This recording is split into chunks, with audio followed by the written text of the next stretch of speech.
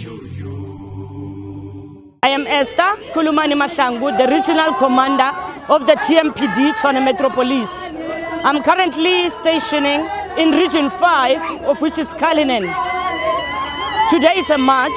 We are gathered here to make sure that we escort these people who are marching peacefully to Union Building to submit their memorandums. I started this career in 2002. I was a constable by then in the CBD, where all these marches are happening. Our daily job was to make sure that the marches from where they start a point, they are marching safely to Union Building. As a woman in this field, in this career of police industry, it's very much difficult to face challenges every day. The challenges that we are facing, they differ and each and every day.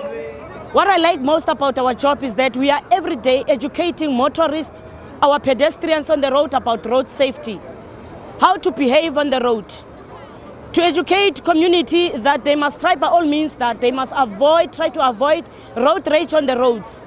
Because each and every citizen or individual, where she or he comes from, they come with their own challenges on the road. So we must try to accommodate and share the road with one another. Try to accommodate the little space that we have on the road. On the road, in most cases, we are stopping male drivers. Most of them, they don't understand that, yes, indeed, we are here in this industry for a purpose. They don't accept and acknowledge that we can make change in this industry. Therefore, when we stop them on the road, they sometimes, in most cases, become aggressive to us. They don't like to be questioned where your address, your names, and your age, especially. So you, as a woman, you need to come up with a strategy and ways of bringing them into understanding that it's not that you are disrespecting them by questioning the age, the ID number. It's because of you want to utilize it for a purpose. To issue a fine, for instance. In most cases, we find drunk drivers being a male. If I want to arrest a male driver, it becomes very hectic.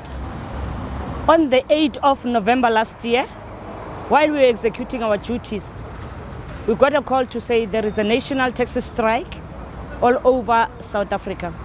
I was also on duty working. I got a call to say at Moloto Road there is two quantums full of males who hijacked the truck direction to Moloto.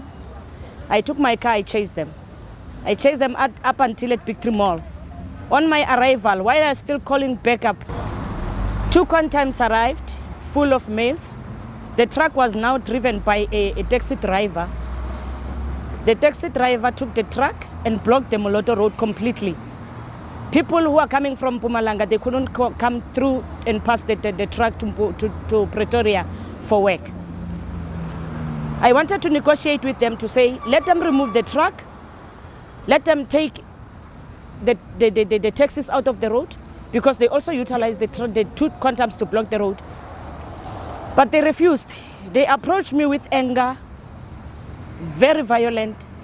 They were having stones, they were having pipes, they were having wood, poles. They started beating my car, shaking my car. One gentleman approached the side of my driver while I was still sitting on my car calling a backup. He came and then he forcefully opened my car. When I start screaming at him to say, stop, don't beat me, he was ready to beat me. And he started beating me. He was kicking me left, right, center,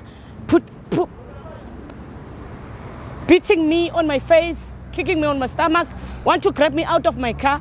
I grabbed my car with a holder. I didn't want to go out because I know that they're going to kill me because they were many. They were plus minus 18.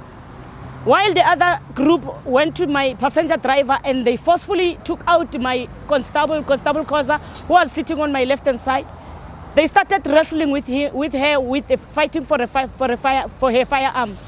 While the other people fighting with me, others are shaking the car, want to overturn it to take out the petrol. The other guys were continuing beating me. They beat me up until the Mpumalanga Pops arrived at the scene. The only guy that was left, we managed to arrest, is the gentleman who was holding me with my uniform that was torn apart.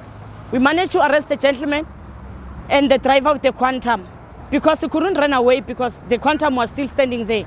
In conclusion, each and every person has a right to be respected, whether on the road, at home, or wherever. Women must be recognized as people also. I don't want any person or woman to feel or see or experience what I experience, regardless the situation of whether we understand each other or not on the road. Let's try to accommodate each other and hear the outcry of each and every person and resolve it in a good manner.